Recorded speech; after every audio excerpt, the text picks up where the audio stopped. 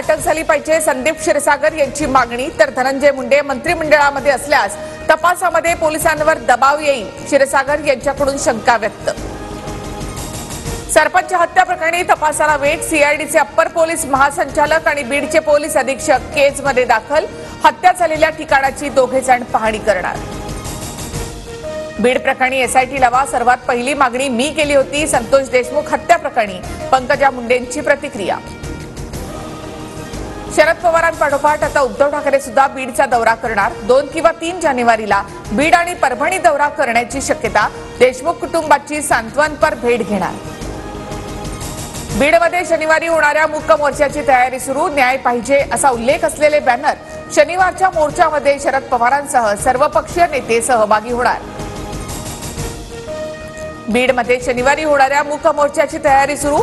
न्याय पाहिजे असा उल्लेख असलेले बॅनर. शनिवारच्या मोर्चामध्ये शरद पवारांसह सर्वपक्षीय नेते यामध्ये सहभागी होणार.